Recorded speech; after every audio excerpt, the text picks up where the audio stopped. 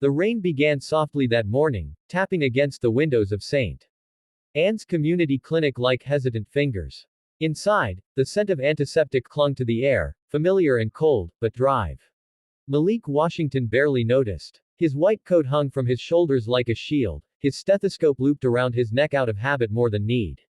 He sat at his desk, flipping through patient files.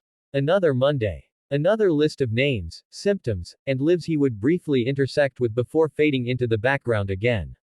Then he saw it. Briggs, Eleanor. Age 65. Retired. Former educator. His hands stilled. The name struck him like a whisper through time, echoing through the years until it landed in his chest with a quiet, stunning ache. He leaned back, the fluorescent light flickering above his fragments of a life he thought he'd buried stirred awake. Mrs. Briggs. He hadn't spoken her name aloud in nearly 20 years, but it had lived in him like a soft lantern in the dark. She wasn't just a teacher. She was the teacher. The one who had seen past his anger. The one who handed him a book instead of detention. The one who told him, when no one else had, that he mattered. He stood, folder clutched to his chest, and stared at the closed exam room door at the end of the hall. It couldn't be her. But it had to be. Because kindness like that doesn't disappear. It comes back. Sometimes limping, sometimes late, but it returns. And today, it had a name, a room number, and a second chance. Doctor. Malik took a breath. The hallway seemed longer than usual, the weight of time stretching with each step. He knocked gently. And as the door creaked open, his past looked up from the exam table and smiled. 22 years earlier. East Valley High School, 10th grade. Malik Washington slumped in the back row of room 214, hoodie up, earbuds tucked discreetly beneath the fabric. The classroom smelled faintly of lavender and old books. Around him, the sound of turning pages filled the room like dry leaves skittering across pavement. Mrs. Briggs stood at the front, reading from To Kill a Mockingbird, her voice calm and steady. Malik wasn't listening. He wasn't listening because his stomach growled from skipping breakfast again. Because his mom hadn't come home last night, second shift or third. He didn't know anymore. Because school felt like a slow, meaningless climb toward a future he wasn't sure existed for kids like him. He didn't belong in this room. He didn't belong anywhere. That's what the system had taught him, indirectly, quietly, like a whisper stitched into the seams of every missing homework, notice and every side-eyed glance from teachers who expected trouble the moment he walked in. Except her. Mrs. Briggs. She was in her late 50s, white-haired but sharp-eyed, and never raised her voice. While other teachers seemed exhausted or indifferent, she treated every class like it still mattered. Like they mattered. Especially Malik. When he'd been suspended for fighting, she was the only one who didn't look at him with disappointment. She didn't ask what he had done. She asked what had happened to him. One Tuesday, after he mumbled something cynical during a class discussion on justice, she stopped him as the bell rang. Malik, stay a moment. He sighed, expecting a reprimand. Detention, maybe. Instead, she handed him a worn paperback. Of Mice and Men. Her handwriting was inside the cover. For Malik, tell me how it should have ended. He blinked at it. You want me to read this? I want to hear your version of the ending. You see the world differently. That matters. He didn't take it right away. But that night, when the apartment was quiet and the power flickered twice before shutting off, he read by flashlight. Page after page, until dawn crept in. Something inside him stirred. Something like hunger, but not for food. For meaning. The next day, he told her what he thought the characters should have done. She didn't interrupt. She nodded, asked questions, listened like he was worth hearing. Write that down, she said. In your voice. I think your voice is something the world needs. And that was the beginning. In the months that followed, she handed him books like Lifelines, Baldwin, Angelo, Coates. Each came with a note, each a challenge to think deeper, feel more. She encouraged him to write, first in a battered notebook she donated quietly, then on an old laptop she just happened to find in the staff room. But it wasn't just about school. She noticed everything. She noticed when he skipped lunch and quietly began keeping granola bars in her desk. She noticed when he stopped smiling and asked if he wanted to talk after class. She noticed when he stopped coming altogether, 2 full weeks of absence without a call or explanation. When he finally returned, thinner and quieter than before, she waited until the end of class and sat beside him. I'm not here to pry, she said gently. But I'm here. He hesitated. Then the words tumbled out. His mother's second job. Her exhaustion. The eviction notice that now lived on their fridge like a taunt. His fear that nothing would ever change, that no one cared. I care, she said simply. And you're not nothing, Malik. You're a storm of potential. And storms move things. He laughed bitterly, but her words clung to him like armor. For the first time, someone didn't just say he could be more, they expected him to be. And so he started showing up. Late, sometimes. Silent, often. But he showed up. She never stopped giving. One day, as senior year approached, he found a sealed envelope tucked inside his journal. Inside was a check. Enough to cover SAT registration, application fees, and a little more. I can't take this, he whispered to her after class, eyes wide with panic. No. She smiled. It's not a gift. It's an investment. Someone did the same for me once. And now it's your turn. He stared at her, a lump forming in his throat. Why would you do this? Because someday, someone will need you, Malik. And I hope you'll show up for them the way I'm showing up for you. He stood there, clutching the envelope, as the weight of her belief settled into the cracks in his chest like light. And in that moment, a boy who'd once felt invisible made a silent promise. If I ever get out of this, if I ever become something, I'll carry this forward. I'll be the one who shows up. The moment drive. Malik Washington stepped into exam room 4, time folded in on itself. She sat on the edge of the table, a simple brown sweater draped over her shoulders, her once silver hair now nearly white. A worn leather bag sat beside her like an old friend. The years had softened her, but the calm, watchful eyes were unmistakable. Mrs. Briggs? He asked, voice uncertain, reverent. Her head tilted. She squinted behind her bifocals. Yes. Her voice was raspy, touched by age. I'm sorry, have we met? Malik smiled, blinking back a sudden sting behind his eyes. It's me, Malik. Malik Washington. For a moment, silence stretched like string between them. Then her lips parted. Malik, she whispered, standing slowly, as if not trusting her own legs. You're a doctor. He nodded, warmth flooding his chest. Because of you. She brought her hands to her mouth, tears springing to her eyes. Oh, my dear boy. They embraced, awkwardly at first, then deeply. He held her carefully, conscious of her frailty but grounded by the strength that had once carried him through the darkest halls of his youth. When they sat, she dabbed at her eyes with a tissue. I can't believe it. You made it. You really did. You saw something in me before anyone else did. You gave me a reason to keep going. Her smile was soft, almost embarrassed. I only did what any teacher should do. No, he said, gently but firmly. You did what most wouldn't. He looked down at the chart in his hand. Your file says you've been experiencing dizziness. She nodded. Yes. Some fatigue. A couple of fainting spells, truthfully, but I was trying not to worry about them. Malik's clinical focus returned as he gently took her wrist and began to check her vitals. Her pulse was faint, her blood pressure low. I want to run some blood work and schedule an MRI, he said carefully. Just to rule out anything serious. She nodded, trusting him completely. As he worked, memories surfaced uninvited, her voice reading poetry, the scent of her lavender classroom, the sound of pages turning under hopeful hands. Do you remember that check you gave me? He asked, his voice low. She chuckled, eyes twinkling. Of course. I prayed it didn't bounce. It didn't. And it got me through those applications. I went to Howard. Then med school at Johns Hopkins. She shook her head in disbelief. You always had the mind. I just helped you find the mirror. He paused, her words sitting in his chest like a blessing. A nurse entered and assisted with the blood draw. Mrs. Briggs winced slightly, and instinctively, Malik reached for her hand. I'll be here through all of this, he said. You're not alone. She smiled. You were never alone either, Malik. You just didn't know it yet. A week later. The test results came in. The diagnosis hit like a thunderclap. Lymphoma. Early stage, but aggressive. Malik sat in his office for a long time before walking to the small garden behind the clinic. The same one Mrs. Briggs visited after every appointment, often sitting alone with a book, her eyes half closed in the sun. She was there now, on the bench beneath the maple tree, reading their eyes were watching God. He sat beside her. I have the results, he said gently.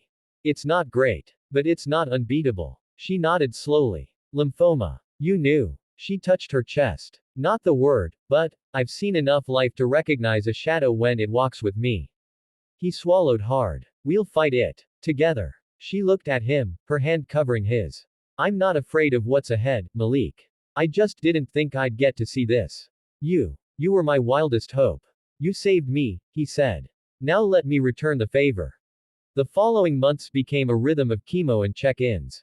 Malik moved her file to his personal roster, checking on her each morning before clinic hours and every evening before he left. He sat with her during treatments, sometimes in silence, sometimes sharing stories. He brought her new books, just like she once had for him. He read aloud when her vision blurred. He made her laugh with stories of clumsy first surgeries and grueling night shifts. He let her cry when the nausea hit hard and the hair began to fall. And when she tried to apologize, you shouldn't be doing all this, he shook his head and whispered, this is what you taught me. You show up. She looked at him one morning as the sun cut through the clinic blinds and said, I used to think kindness was about saving people. But now I know, it's about staying with them. That's what you're doing. He nodded, eyes shining. You stayed with me when I was angry and broken. Now I get to stay with you. Mrs. Briggs rang the bell at the oncology ward, quietly, almost bashfully. The nurses clapped. One handed her a paper crown. Malik stood at the back, leaning against the doorway, arms crossed, smiling with a kind of pride that went deeper than words. Remission. She had made it through. It hadn't been easy. There were setbacks, weeks she was too weak to lift her head, moments when fear took over, but Malik had stayed. Every appointment, every late night call, every wave of nausea, every bad day, he showed up. Just like she once had. 2 weeks later, East Valley High School. The gymnasium hadn't changed much. The same cracked linoleum floors. The faded banners hanging from the rafters.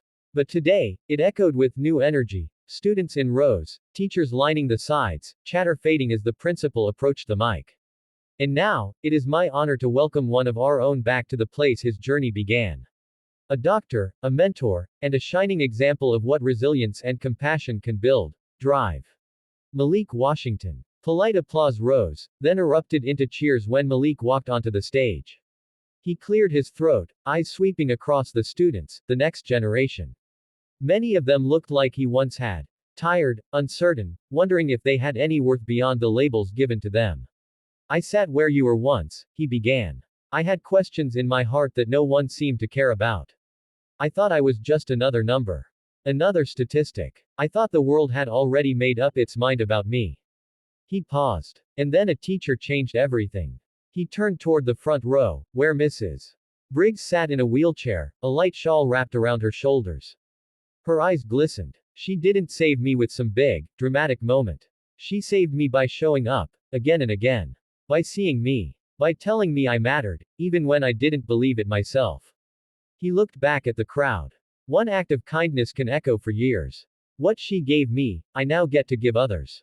Every patient. Every child who thinks they don't matter. I carry her lessons into every exam room, every moment of care. Silence settled for a heartbeat. Then came the applause. A standing ovation. Mrs. Briggs wiped her eyes. Later that evening, outside the school. They sat on the school steps, just the two of them. The autumn air was crisp, the sun dipping below the football field bleachers. You never told me, she said, voice soft, that you'd built all this from those books I gave you. He smiled. I was afraid if I said it out loud, it would disappear. Like a dream. She reached over and took his hand. You know, she said, after I retired, I used to wonder if I'd made any real difference. If I'd done enough. You did more than enough, he said quickly. She nodded. I know that now. Because of you. A year later, St. Anne's Community Clinic. The clinic was busier than ever. A new wing had opened, the Eleanor Briggs Education and Wellness Center. Funded by donations Malik quietly rallied, it now hosted youth mentorship programs, literacy workshops, and scholarship prep, all free. Malik insisted on keeping her name on the front, though she tried to protest. This was your idea, she told him. No, he said, with a smile. It was yours. I'm just paying it forward. Inside, a young girl flipped through a book under the soft glow of reading lamps. A teenage boy scribbled an essay while a volunteer tutor looked on. Mrs. Briggs watched from the doorway, her eyes full of wonder. You built this, she whispered. No, Malik said, standing beside her. We did. She looked at him. Promise me something. Anything. Keep believing in the ones no one sees. He nodded. Always. 3 years later, hospital room 208. The rain tapped softly against the window. In the hospital bed, Eleanor Briggs lay still, her breath slow but steady. Her hands, folded gently across her lap, were thinner now, veined and fragile. Time had done what time does, and her cancer had returned. This time, she declined treatment. I've had my fight, she told Malik weeks earlier. I just want peace now. He sat beside her, in a chair he rarely left. Medical charts and professional obligations faded into the background. Here, he was not just Drive. Washington. He was the boy she had once seen, broken and brilliant. He was the man she had helped raise from despair into purpose. She stirred and opened her eyes slowly.